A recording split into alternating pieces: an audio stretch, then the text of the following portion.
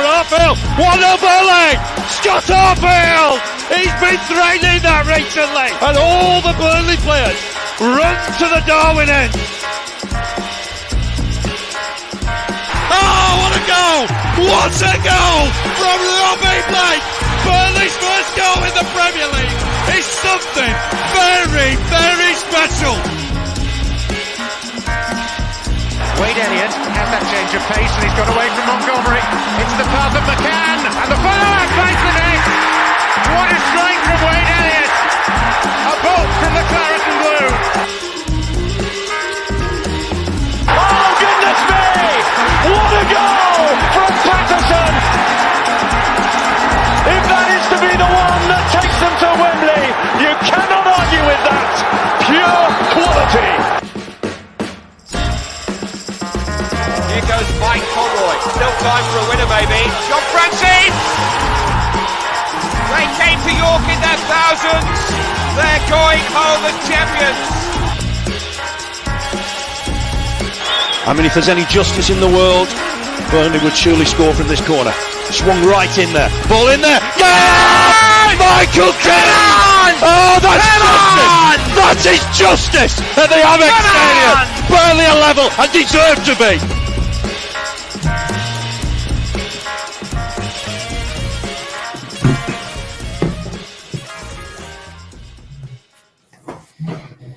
Hello everybody and welcome back to another episode here on the Turfcast podcast YouTube channel and on the podcast, of course. If you're listening on the podcast, I can see there by the thumbnail, we are doing something a little bit different today. It's the international break. There's no Burnley games, and I did say I might take a break, and I was going to take a break, but then Sam messaged me. He's like, shall we do something? I was trying to do a Yorkshire accent then, mate, but I left it out. And I was like, yes, sorry, go on, because you came up with a good idea of discussing the season so far, because, of course, there's been a lot of changes.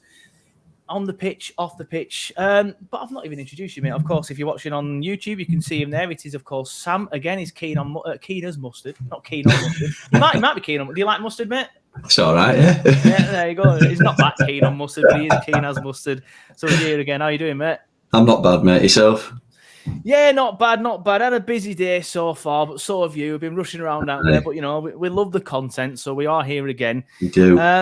But yeah, let's get into it then. So season so far, 10 games in. Let's quickly just get into it. Your thoughts on the season so far, then, mate? I think it's been quite good, to be fair. I think where we are in the league's a good we're in good stead so far already as we start. Each player's kind of coming into their own a little bit more. I don't see any of them, going backwards. I can just see them all, going forwards. Like, all the new players that have come in recently, as well, like Zeruri and Bayer and those types of players. I think they've been brilliant, to be fair. Good additions to the team, and I think Kompany's creating quite a positive environment to be a part of it, especially as a fan. It's been brilliant to watch so far, I think. Yeah, I mean, I know we've both received a bit of criticism in the last week for comparing Kompany to Daesh, but, it's very difficult not to do that when you had somebody for 9 years and then you have a new manager who we've only seen 10 games of, let's be fair, but you're always going to compare them to your last manager. So if you are offended by that, you can turn off now because it will be happening during this show again. Mm-hmm. But what you're making of the new... We'll get on to Kompany more as a man and a manager himself, but obviously... 10 games in, and it's been a very topsy-turvy summer. It's all settled down a bit now. Obviously, the transfer window's closed, the season started, but 16 players in. I think it was 13 out, and some very, very senior players, of course, the captain, even off the field, the manager, James Tarkowski, who should be in the England squad tonight, but isn't still. I thought his move might make Southgate see sense, but still not yet. But it's been, like I said, a topsy-turvy summer, but, we're fourth in the table at the minute. So what are you making of this new style of play? Because I was one of them, I know I've said it time and time again here on the podcast, and people will probably get sick of me saying it. I expected us to start very, very slowly. And we did to an extent for the first 4 or 5 games, but then we kicked on. So got to be pretty happy with where we are. I think we've... I think I'm the same as you. I thought we'd do a lot. We'd be in a worse position than we are now. I was looking at mid-table to start with, and then start to see, building on towards the World Cup. After the World Cup, we'll start to see a little bit more of a rise up the table. I think his style of play going forward is really good. People just need to, take time in understanding how the whole system works. I think there's a part of me that thinks that people got very carried away with how we played at Huddersfield, because we came into the game and it was pass and move and every flick worked. In that first half, we were flawless. They couldn't touch us. And I think because everybody had the mindset of, let's give it a bit of time and see how things go. And then all of a sudden, Burnley on a Friday night, first game of the entire footballing season, comes back and Burnley play as well as they did in that first half. And I think Burnley fans were a bit shocked and thought, you know what, we could be doing better. And then as we've played a couple of better teams, we've been a little bit found out with the whole set pieces are a bit of an issue and conceding goals on the counter-attack. Obviously, because we step up quite high and we like to go at teams. But I don't think you can fault performances. I think, the work rate's there all the time. It is a dice phrase, but the fine margins in a couple of the games have been out of some of the games. You haven't had the game management side in some games. We've not been on the right side of a ball into the box or across the box. But this will all come in time.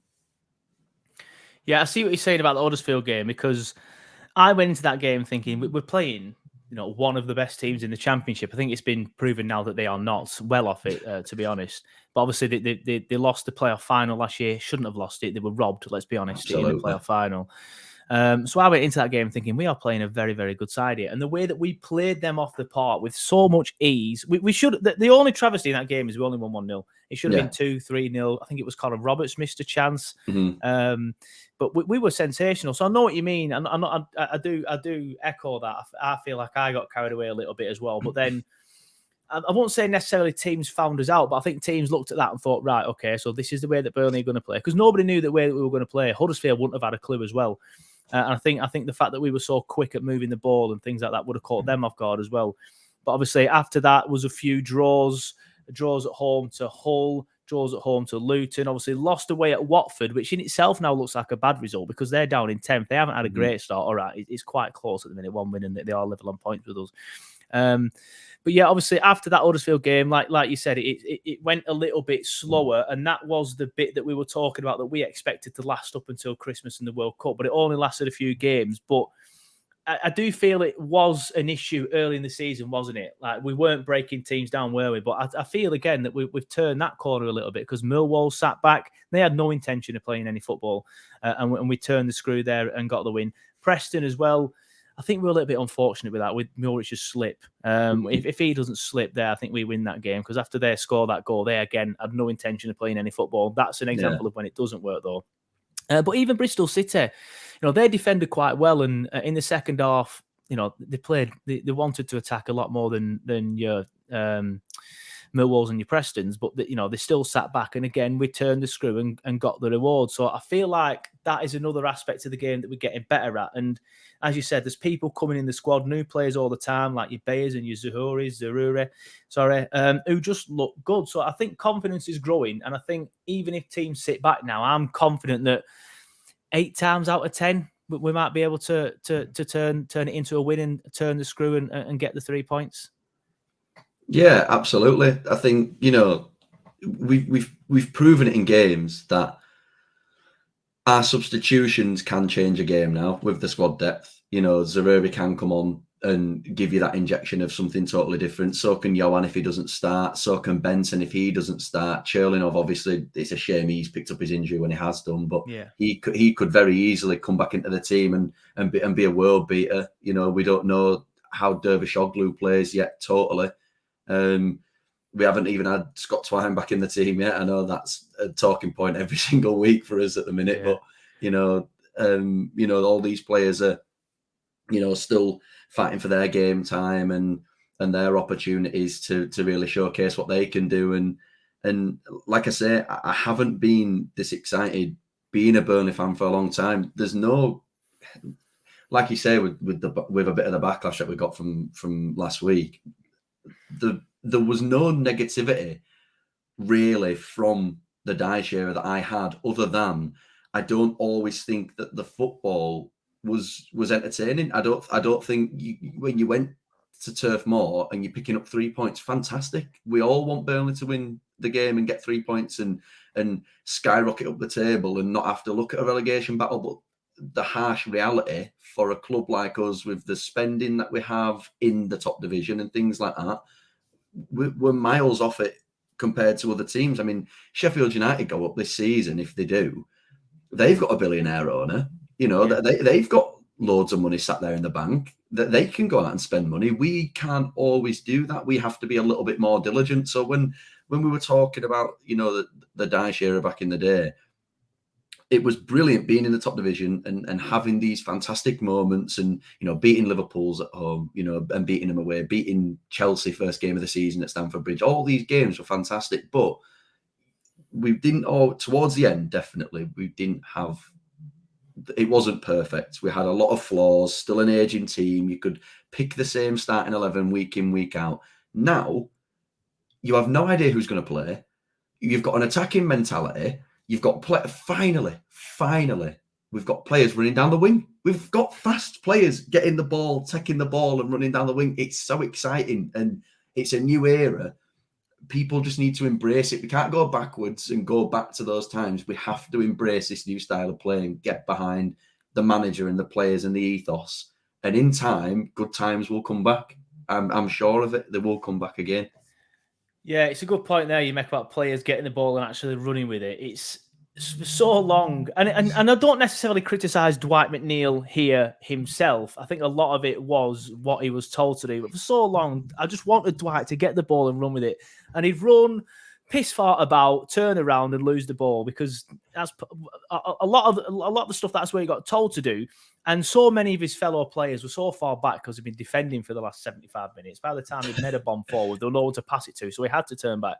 But it's good to see the likes of Teller, Benson, and more recently Zarura come on and tech players on, like you say, and try and get forward. But it's interesting there. We bring on nicely.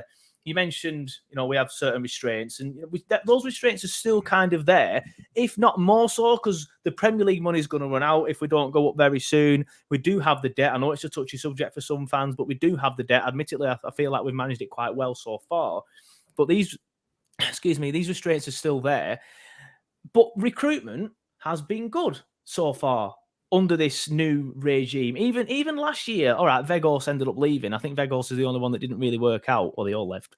Obviously, Collins left, Cornet left, only Roberts is still here. But if you look at the players that the new regime has all brought in, whether it be through, well, I don't know how they're doing it, whether it's through AR Scout or through Dash saying I want that player, or however Kompany and Pace do it now, it's been good. Look at the players who brought in last year. There was only really Veghorst that didn't work out, and that's a different debate of whether or not he was in the restraints of the system, which I just think his attitude was the reason why it didn't work out. But again, that's a different debate. And Roberts, good. Collins, brilliant. That's why he's still in the Premier League. All right, Silla got sent off in the last game, but still. And then obviously Cornet, who was class, a little bit rough around the edges, but class. And West Ham fans seem to like him. I remember seeing a few fans the other day saying, if Cornet ran from the start, we might have got the win.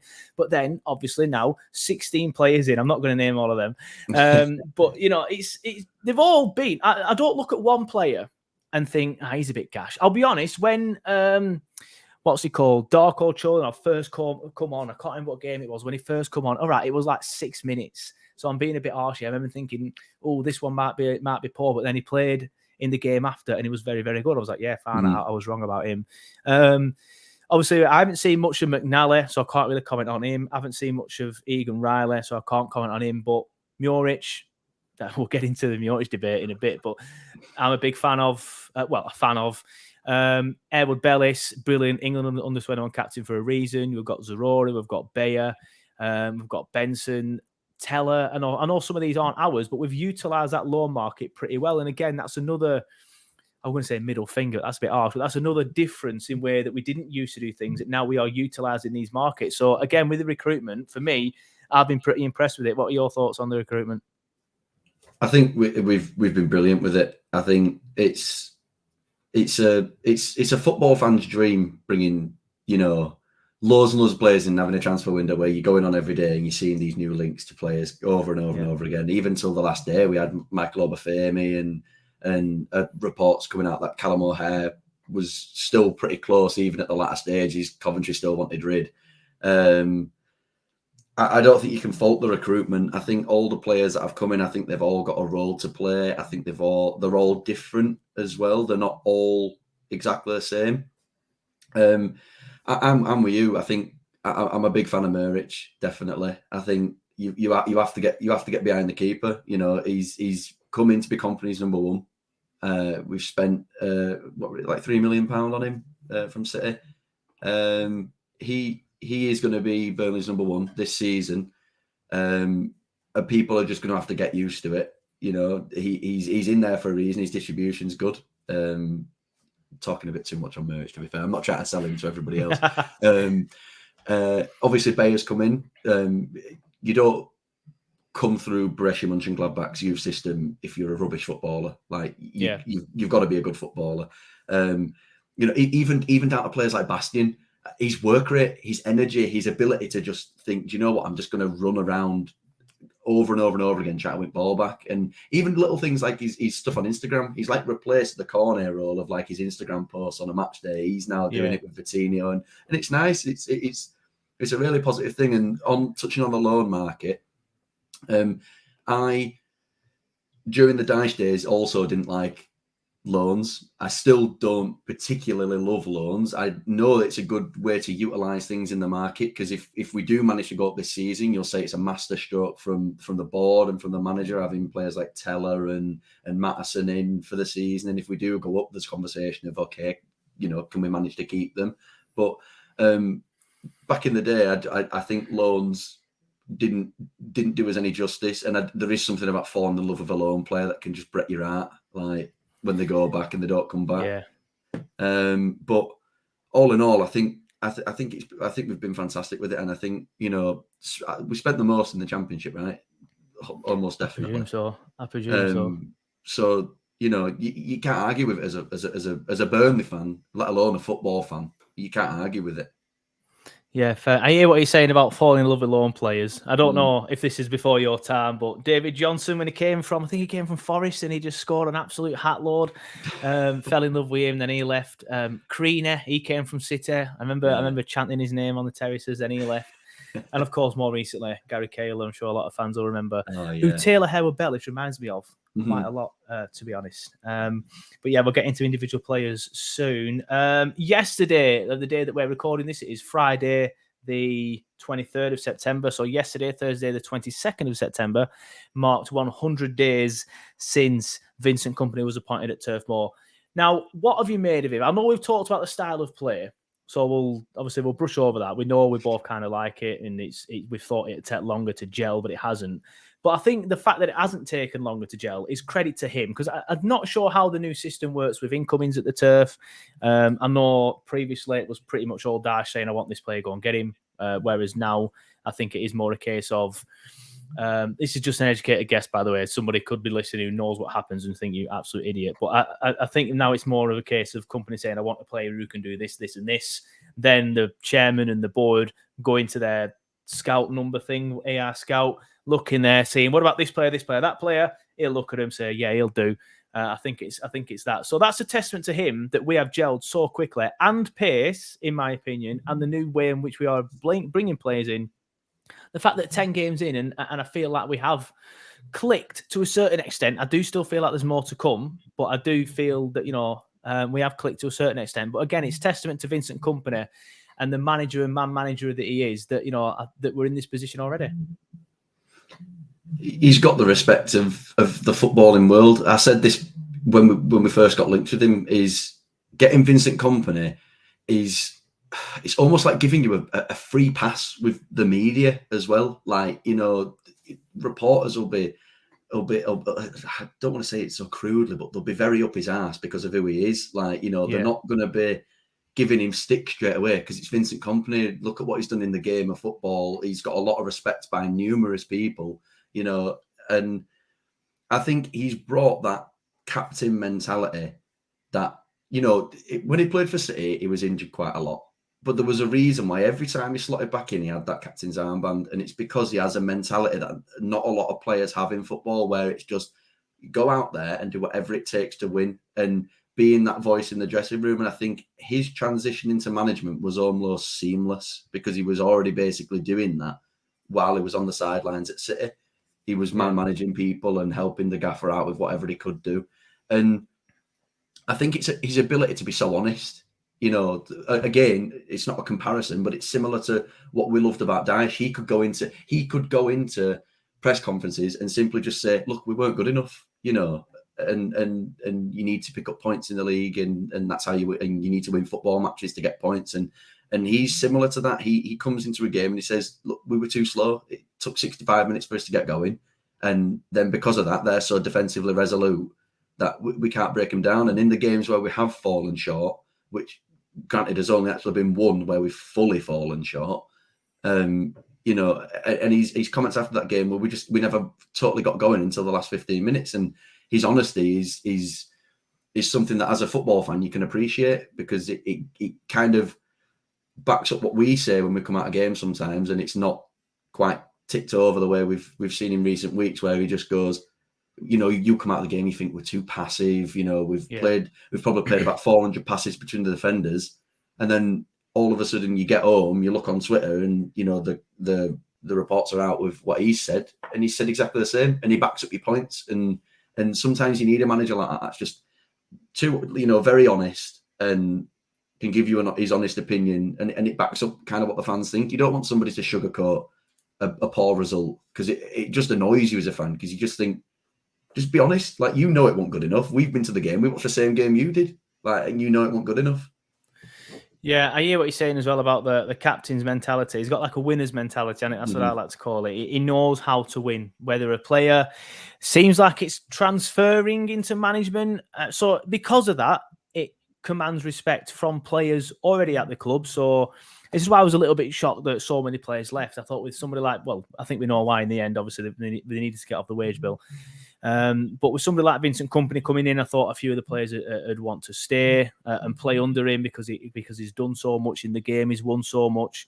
But on the flip side of that, players wanted to come to Burnley, and I think that was something that was so different as what we didn't see last year. We lost out on somebody that went to Bournemouth. Was it Ryan Christie? Yeah. Who rather dropped down into the Championship to play for Bournemouth than come to Burnley. There was a few other examples of that last season as well. So that again is another testament to him, and I think that's why the recruitment has been so good as well. The fact that players actually want to come here, and that's testament as well, because in a lot of the interviews that players did after they arrived, they said, "Oh, as soon as I heard that Vincent Kompany was interested," they never really, obviously they mentioned Burnley in a sense, but they always saying, "As soon as I heard that Vincent Kompany was interested, I didn't hesitate." So that side of it has been very good, as well as it actually see people that want to play for us.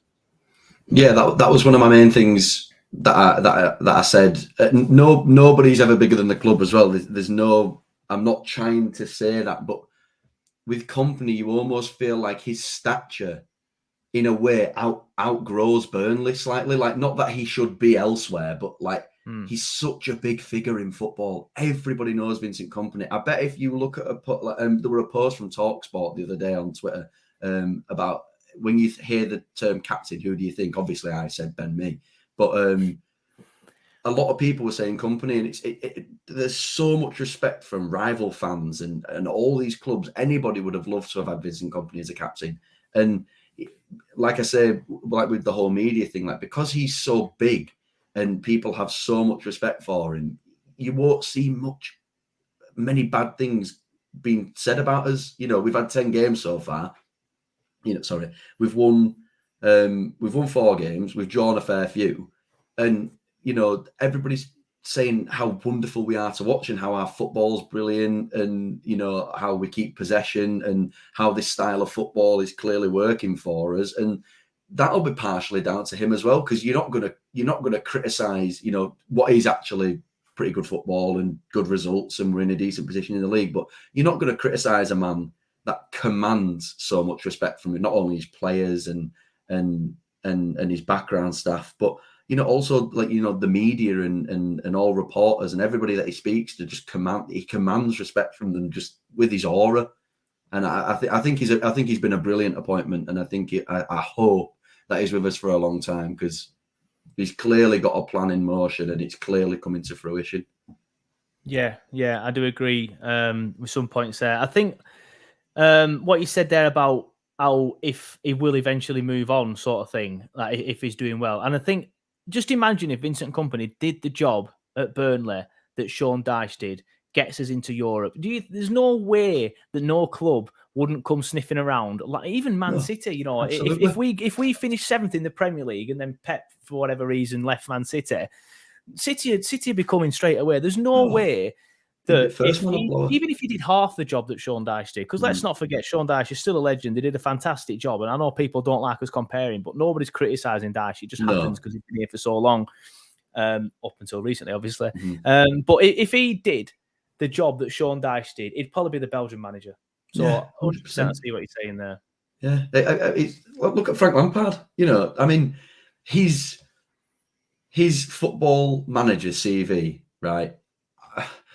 I've spoken, obviously, over here, he's not exactly, liked the most with a lot of Leeds fans and all that type of stuff. And they're like the majority of people that I speak to anyway. But his footballing CV, he's all right, but it's not that good. I mean, he got Derby, who rinsed the loan market from the club that idolises him with all their amazing young loan players that they sent out, demolished the wage bill at Derby, got them the points deduction because they couldn't afford to pay the money because of how much money they paid the wages, and he still didn't get them promoted. Then he jumped ship. Yeah. He gets a Chelsea job. That was scandalous. How he got that job was scandalous. And then he's gone from there to getting sacked. He's the Everton manager. How has he gone from the Championship to not win the playoff final to one of the biggest clubs in the world, actually, and then gone to Everton? It baffles me. But then with the Kompany thing, it could be a similar thing. You could see a similar thing happen because he is also somebody who everybody has respect for, and he has affiliations to clubs like you mentioned, Man City. So if that job ever becomes vacant, it's like Arteta at Arsenal. These names instantly just get thrown into the equation, and the media sparks a fire, and these things can actually end up happening. Dyche had a lot of respect to Burnley and a lot of loyalty to not leave before he did, because that season of getting into Europe was one of the biggest overachievements in football in history for me. We spent little to no money. The squad improved by about that much, and we got into Europe. And granted, I'll never forgive Olympiacos for devastating me in that final game. I won't even get into the away game. That was the most corrupt football match I've ever seen. But we've gone through some fantastic times with Dyche and everything. But Kompany is a breath of fresh air to this new era. This is why I keep saying about embracing this new era, because I don't like to dwell on the past at anything in my life, and even when it comes to, especially when it comes to football. Dyche had some brilliant moments, but he's not here anymore, and I was shocked when it happened. But now you have to back the new manager and the new players, because fundamentally nobody is bigger than the club. We support Burnley. We don't support Sean Dyche. We support Burnley Football Club, and if Burnley are doing well, that is where our focus should solely lie. And right now, we're 10 games in, we're playing fantastic. Some players are exciting us week in, week out, and it's brilliant to watch, and it's exciting time. Yeah, some good points well made there. And I do think for me, I mean, I know we've mentioned briefly there's a couple of worries in set pieces and counter-attack, conceding goals in them ways. I'm not sure how better we will get at them too, because of the way that we play. I think we're just going to be susceptible to counter-attacks, and with a lot of younger lads at the back. We don't have Ben Mee and Tarka, who will literally head a brick away if they need to. I do think with the fact that we have some inexperience at that, still some good players, but inexperienced nonetheless, that we will be susceptible to set pieces as well. But obviously the second part of this is what we're going to do. We are going to do some player ratings. So we're going to do some player ratings of the season so far. And so what I will do, if you're watching on YouTube, I will just bring up sort of like an image of the Burnley squad, just the players on the pitch. There it is on your screen now. This is the starting lineup from the Bristol City game. Ignore all these county championship stuff. No one cares. I mean, I'm going to say no one cares about cricket then. I love my cricket, but no one cares about it on this podcast now. So we'll do some player ratings. Now, what we're going to do, we're going to rate the players on how they have played so far for Burnley, not how good they are overall. Like Taylor, for example, we could all rate him an 8 because he's been so good for so long, but we'll rate him how he's been this season. So we'll start off with Arianet Muric. I'll go first on this one. Obviously, it's a touch. I'm going to say touchy. It's an opinion, a player that divides opinion. I don't necessarily think it should divide opinion. I think everyone's going to say that about their own opinion, aren't they? Though, but I don't see why he divides opinion so much. He's been told to play in a certain way, and people don't like the way he plays, in my opinion, rather than him. I think that's more of it. I think people just don't like the fact that he does play out from the back rather than the fact that, of the actual goalkeeper himself. But there has been some moments where I've thought, you didn't really need to do that there, mate, and you're not helping yourself. The time when he rushes out against Wigan, again, I understand why he's done it, because he's probably been told to play half of a sweeper keeper. So he's probably rushed out thinking, I need to do my job here. But there's times where you don't, you know what I mean? Mm-hmm. Or there's times where you just close the angle down, which I think would have been the best option there, because if he stays on his line, he's going to concede. If he rushes out and clatters the man like he did, then he's going to give a penalty here, which he did. So I think just closing the angle down would have been better there. I mean, I remember criticising Nick Pope for doing the exact same thing last year. So it's not a criticism of Muric. I just do think there are issues sometimes where I just think you're not helping yourself there, mate. But I think the majority I've been very, very impressed with. He makes some good saves. A lot of the passes he plays out the back that some people don't like are fantastic. I mean, he practically got an assist against West Brom for the long ball up to Teller, which works brilliantly against Millwall as well. And now teams are even doubling up on Teller because of how killer that Muric pass is. So for me, I'm going to give him my average is going to be 6, and I think he's been above average. So I'm going to give him a 7. Yeah, I would echo that. I think my only point with Muric is, if we didn't win 5-1 at Wigan, that the worst thing that he's done this season was that. That was the worst thing he's done so far this season. And that's not even the thing that people seem to bring up, because we won 5-1 in the game.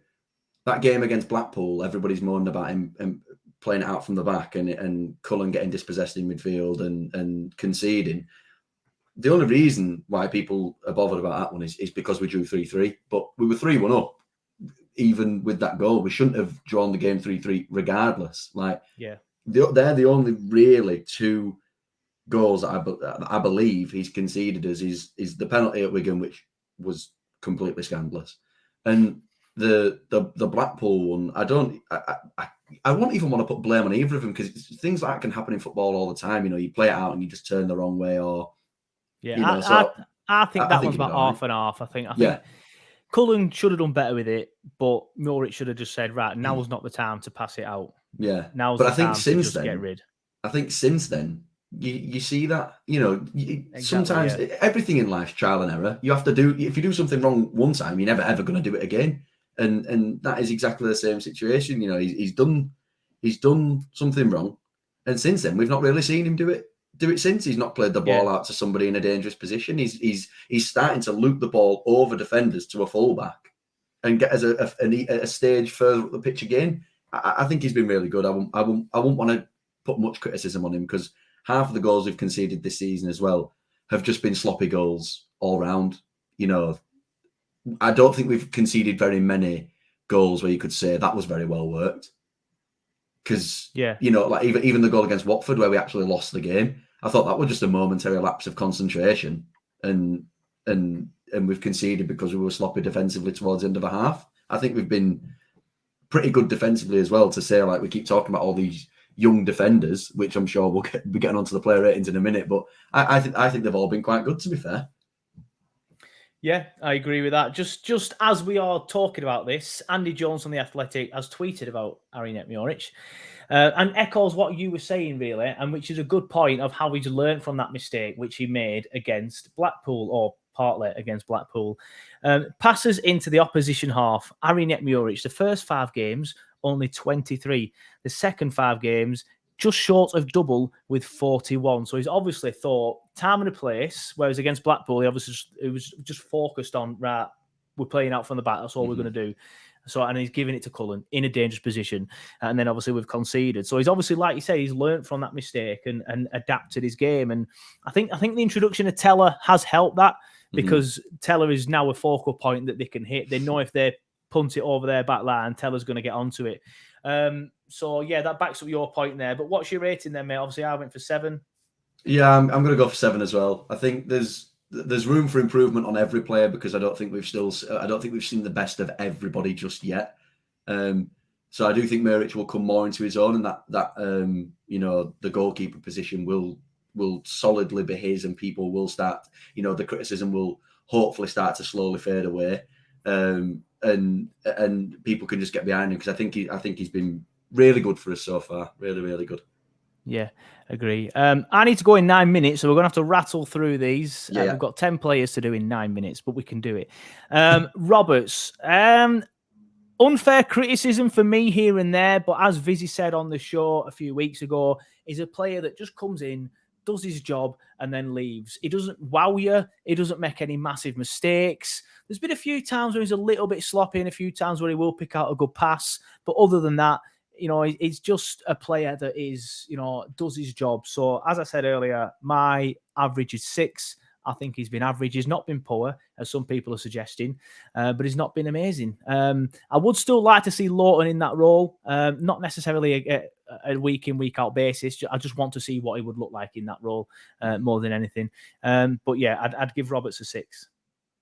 I'd give him a 6 as well. Like you said, I don't think he's been poor. I just think he solidly does his job every single week. And like we mentioned about his attitude, about his attitude last week, maybe part of his attitude comes from not maybe wanting to be a little bit more attacking. But like I said before, when you've got your other 2 fullbacks in Vitinho and Maddison, who are doing so well going forward and also getting the statistics to back him up, I think sometimes you have to, sacrifice your role and just do your job.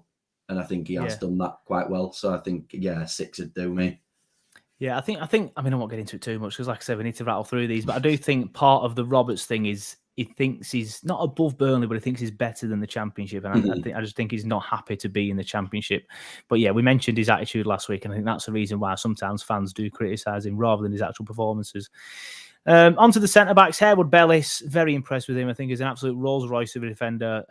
He will probably be City's starting defender in the next 2-3 years, if not earlier than that. If we go up, maybe we might stand. Well, we'd stand a better chance of signing him, put it that way. But whether we'd sign him or not is a different matter. But I think he's been absolutely class, and he's probably one of the ones I've been impressed with the most, because teams are built on good defences, and he's a very, very, very good defender. So I would give him an 8. I've been very impressed with him. I'm going to give him a 9, because I think he's been I think he's been, for me, the player that's come in and been the best player overall for me. I think he's majority flawless. I think his balls out from the back are brilliant. I think his ability to drive with the ball is brilliant. I think his defensive work's great, and I think he's one of our only strong aerial presences in the team. Like he's goal against Preston, and he eats balls up over the top like that for breakfast. And I think the unfortunate side of it is I think we have about that much chance of getting him back on a permanent deal, because he is genuinely that good. He's going to be brilliant. Like I said earlier, it reminds me of Gary Cahill, and I think he'll go on to have a very similar career to Cahill, who played for England at the World Cup, won Champions Leagues, won Premier Leagues. I do think Harwood-Bellis will do both of them, all 3 of them. Sorry, Bayer, a little bit hard to judge because we've only seen him, for a full 90 minutes once. But I was impressed with him. But I feel like it's difficult to give him any higher than a 7 simply because we haven't seen him that much. But on the game, I was impressed with him, so I'm going to give him a 7. Yeah, like you say, you struggle to judge, but you can only judge based on what you've seen. And I think the games that we have seen, I do agree. I think a 7 would fit very well. I think he's he slots into the role next to Harwood-Bellis, and he's really making that position his own. He almost plays very similar. He eats headers up, he wins the ball back a lot, and his ability to drive the ball out he's like Harwood-Bellis, very, very good. Just a quick one, not too much of a tangent, but do you think Charlie Taylor gets back in the squad, or do you think we stick with Bayer? I think it's in more of Charlie, so I think the decision could be very much based on that. I've seen 8 games of you and 2 of you, and even though your 2 games have been good, Charlie's had, out of those 8 games, probably 6 very good games at least. So I think, like I said last week, if I saw either name on the team sheet, I wouldn't mind at all. Fair enough. Moving on to Martson then. Martson was my favourite in the first 2 or 3 games of the season before that Blackpool red card. He was my favourite signing. I loved him. He was scoring goals, getting up the wing, putting balls in. He was brilliant. But then he lost his head against Blackpool, and he went down in my estimations a little bit, not too much. I mean, I would have given him a 9 based on them first few games. He was class. Yeah. And I had Chelsea fans texting me saying, how good is this guy? He's a baller. And I'm like, mate, he's class. If this is what you're left back for the next 10 years, you're going to do well. But then, like I said, he lost his head, and he's not done very well since he's come back in the side. Like, he's not been poor, but he's not been good. He's not been as good as he was in the earlier part of the season. So, like I said, he would have been on for a 9, but I can only give him an 8, I think. And I think giving him the same as Taylor Harwood-Bellis is probably harsh on Taylor Harwood-Bellis, but he was so good in the earlier part of the season that I'm just reluctant to give him anything less than that. But I think for me, Martson, 8. Yeah, I think that's why I gave Harwood-Bellis a 9, was just so that I could say he is just a little bit above him in my estimation. But no, I agree. I think about an 8 would suffice. I think he's been really good. I think, like you said, he didn't go too much down in my estimation because he's still a young player. He's still, learning his craft and learning, the more. He even said it himself on Instagram. He lost his head, but he's always learning, and that's all you can ask for from a young player is that, okay, you've done it now. If you do it again, that's when we'll call you a plonker. But until then, I think he's been really good. So yeah, an 8, definitely. Yeah, fair enough. Similar to what I was saying about Mjoric, weren't we, with the playing out from the back and how he's learned from it. I'm going to bring in 0.5s from that one, actually, because I don't want to give people too high, but I do, because there's people I want to give that. We'll get into it. Cullen, he's going to get my highest so far. I've been very impressed with Cullen.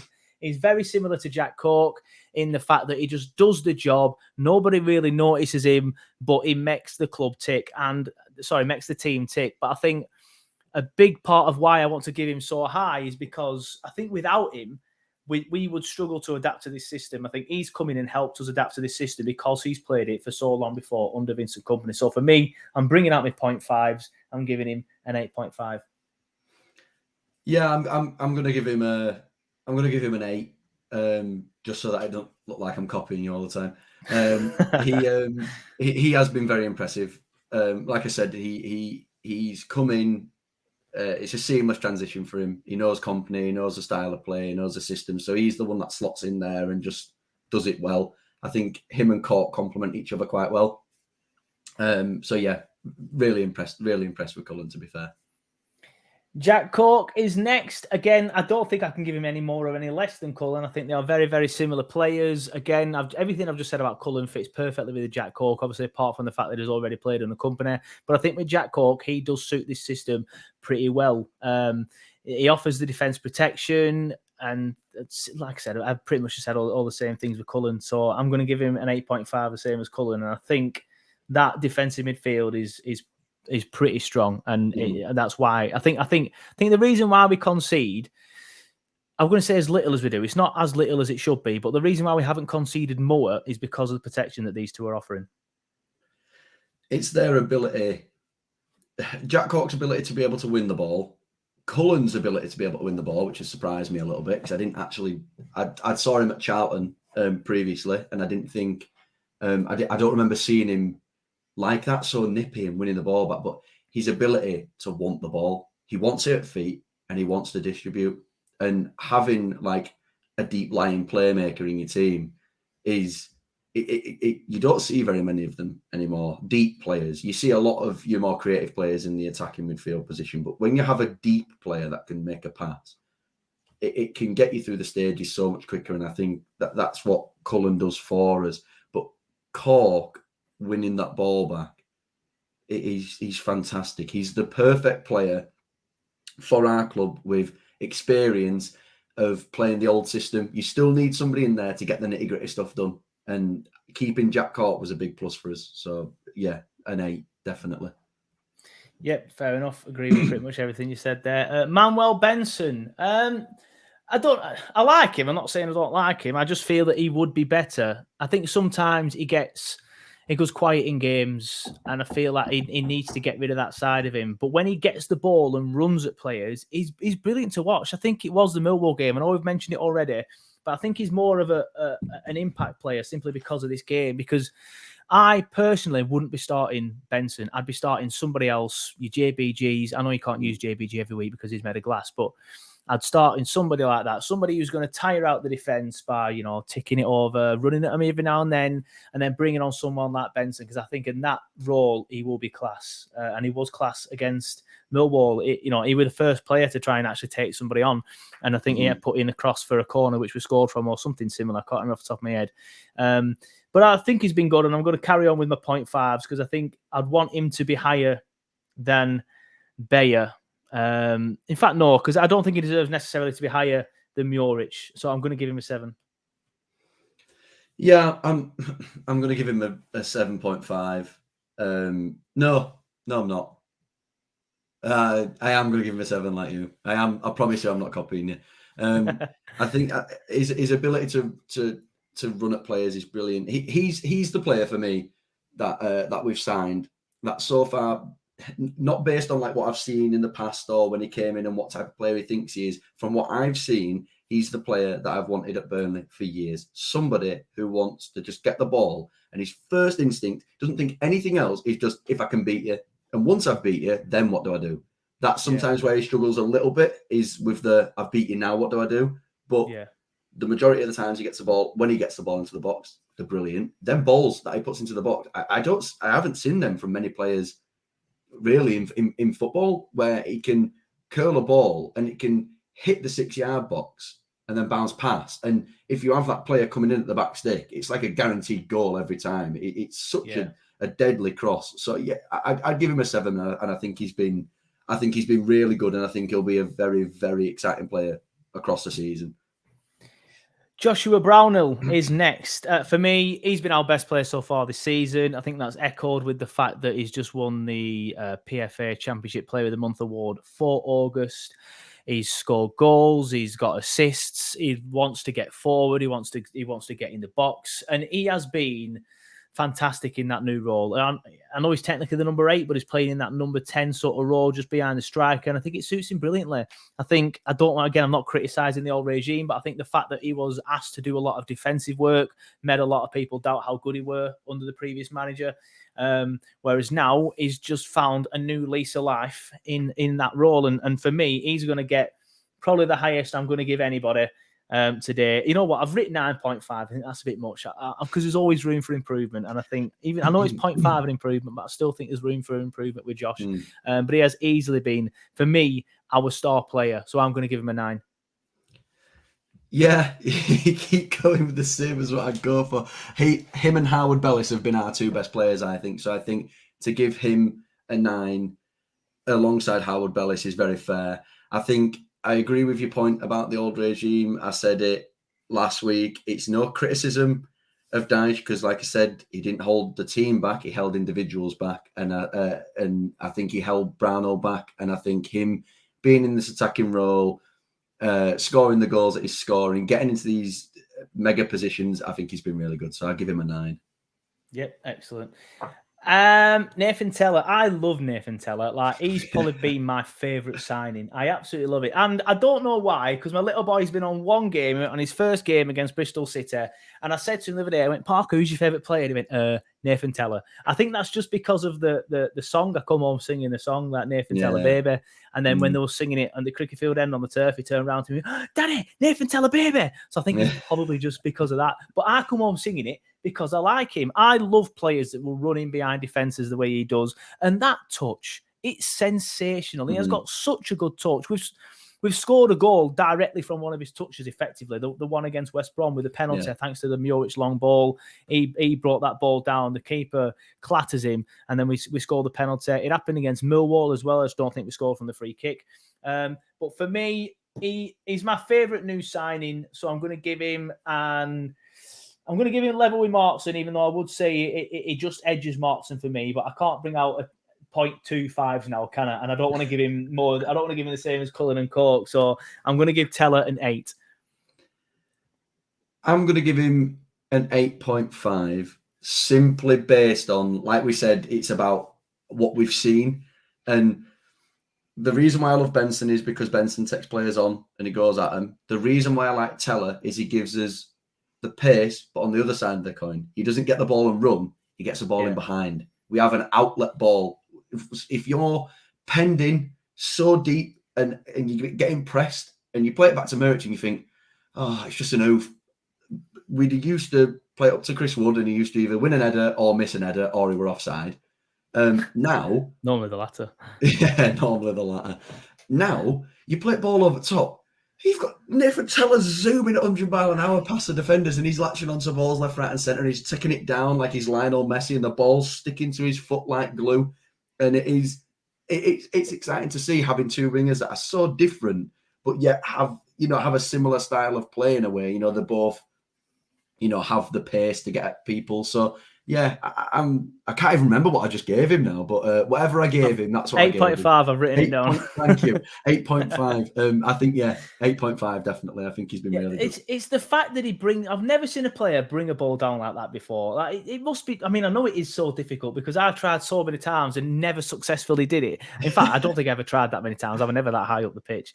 But to bring a ball down like that, it's absolutely sensational. And the fact that Southampton have let him go when they're looking over the shoulder for relegation, I think they must have some quality players there, and hopefully they don't ask for him back in January. Quickly, Jay Rodriguez, 8.5, I think, for me. Been impressed with him. I think I don't want to say he's found his level, but I think the championship level, we've seen a lot more of him. He's getting more space. He's running across defenders a lot more, and he's scoring more goals. And I do think I think it's pretty easy to say that he'll be our top goal scorer this season, but I think he could be in with a shout for the championship top goal scorer as well, depending on how well we do. So I'm going to give him, because I don't think he's up there with Brownhill just yet, but I think he's done very, very well, like Cullen and Cork have. So I'm going to give him an 8.5. Yeah, I'm going to give him an 8 because I agree with you. I think he'll definitely be in and around the championship top goal scorer. I think he scores goals at every level. He scored goals for us in the Premier League. He's a good player. He's a good experienced footballer, and especially in the striker position, he's a very good player. And I think the main thing that I like about him now, compared to how he used to play and how I've even seen him play at West Brom in the past, is he comes for the ball now. He receives the ball to feet and he distributes, and then he moves. And because he knows he hasn't got the pace in behind as much anymore, and he's not, the balls are always coming into the box, he has to adapt his game a little bit. And I think he's adapted it really well, and that's why you get an 8 from me. Fair enough. Just quickly, some of the players that obviously didn't start against Bristol City. Goodmanson, probably about a 7 for me. Goodmanson, he still frustrates me a little bit. How he just always... obviously, he got the assist for Jay against Bristol City, so I'm not saying he's poor, but it frustrates me a little bit how I think he can sometimes slow the game down when we try and play it in this new way. Like, he'll get the ball, threaten to run at somebody, and then pass it back inside. But then he got the assist against Bristol City, so hopefully that's a sign of him thinking, sorry, I'm just going to cross it more, rather than trying to keep possession like I've been told to. So for me, probably about a 7.5, I think, for JBG. I'm going to sound really harsh now. I'm going to give him a 6.5. I still don't think we've seen enough of him really to be able to give him this kind of, you've been in amongst all these other players that are really exciting us, because he doesn't have that same level of excitement. And I'll always back Goodmanson. I think he's a very good technical player, and I think he's just different to the rest of them. And I think that's why he's a good option to have. But I would give him a 6.5 because I think, other than the assist the other day, I don't think he's been exceptional. I think he was good in the first half at Wigan, and then I think he was a bit of a wanderer until he got brought off. And then I think he didn't play against. He started against Millwall, and the injection of Benson proved why that works in our system more than that technical player does. But then again, he came on at Bristol City as a substitute and got the assist. So I think maybe him and Benson will be very interchangeable with who starts, who comes off the bench. So I think it's a good option to have, definitely. Yeah, good headache to have. Yeah. Finally, Taylor done very well. Say he's a square peg in a round hole, but I do think sometimes you can tell he's a square peg in a round hole. But you know, he's playing out of position, so I don't want to be too critical on him. I would personally keep Bayer in there. But having said that, I'm going to give Taylor a higher rating than Bayer, simply because of what I said earlier. I've not seen Bayer enough, but I am impressed with him. But with Taylor, you know, fair play to him for coming in, doing that role. An 8 from me for Taylor. Yeah, an 8 from me. I think the role he's playing in comparison to how he's played previously, it's hard. It is. I've done it at a much lower level, but when you move from one position to another, you need the time to adapt, and I think he's adapted quite quickly to say that he's been a left back for about 10 years of his career. So I think, yeah, you've got to give him a decent rating there, and I think he definitely deserves that. So yeah. Fair enough. Well, that's it then. I need to go. I need to go and pick the little boy up from school. Apologies, Parker. Looks like I'm going to be late. But I'll Zoom. Don't worry, I'll Zoom legally. I'll legally Zoom. Yeah, absolutely. Policeman watching. But thank you, Sam, for coming on the show. Just want to let everyone know where they can find you. Yeah, Clarets Roundup page on Twitter. Come on over. We'll have a chit chat. Happy days, but no criticism. None at all. Don't criticise me, otherwise I'll cry. I won't sleep. But thank you, mate, for coming on. It's been a pleasure. It's good to have the option to do something different as well. Thank you for suggesting it. It's been a pleasure. And thank you to everybody for watching. If you're watching on the YouTube channel, please give the video a like if you haven't already. Subscribe if you haven't already. If you're listening on the podcast, thank you to you too. But thank you to everybody for watching or listening. And we will see you next time.